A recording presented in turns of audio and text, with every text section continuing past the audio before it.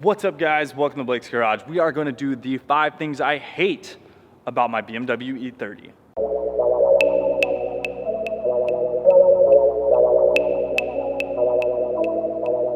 So first off, before all you haters in the comments get all freaking crazy, how could you hate that car? Oh my God, how could you hate your E30? Why would you say such a thing?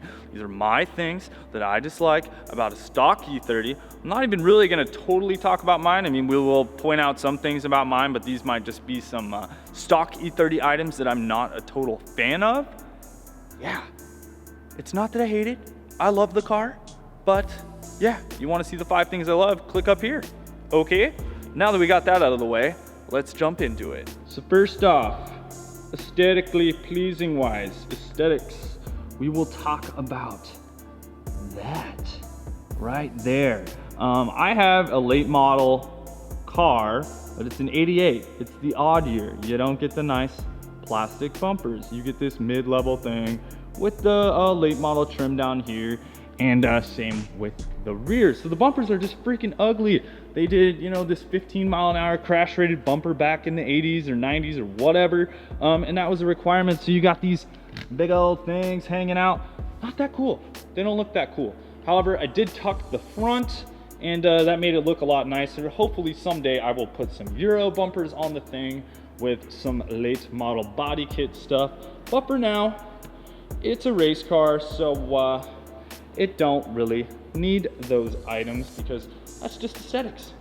So that was number 1. Number 2 thing that I hate about these cars, and I'm gonna talk about it stock, would be the steering rack. The stock steering rack in these cars is absolutely horrible.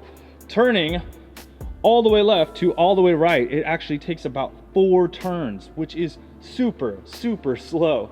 So I've corrected that in my car. I have a Z3 rack, I have a Magnus Racing Team bump steer steering kit, which also increases the quickness of the steering. So I'm 2.5 turns lock to lock, which is super, super fast. And I love it, but factory, it's garbage. The third thing that I hate about these original E30s, and I'm not talking about mine because I got the nice seating set up and all that stuff, and I've corrected it, but is the stock seating position is kind of garbage. You sit really high.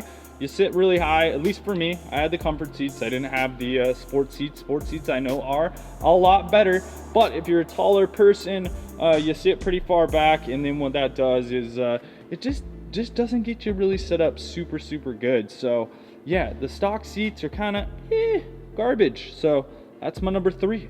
Now on to number 4. This is actually something that I have fixed as well, but the stock steering wheel position.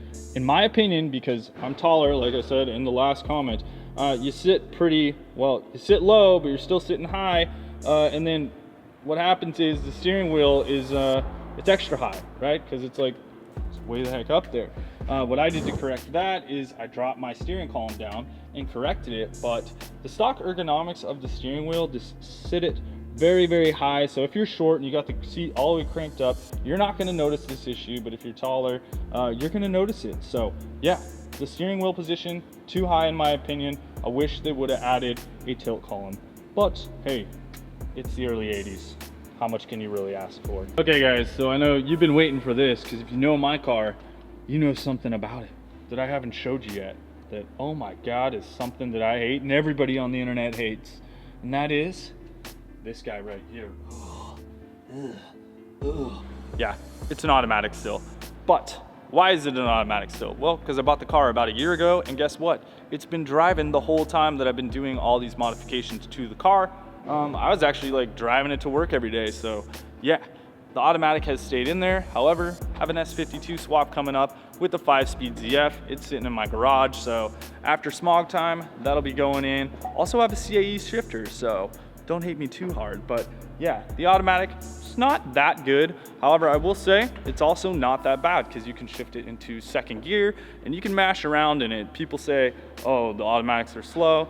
Not really. I've beaten a lot of 5-speed cars at autocross and stuff like that.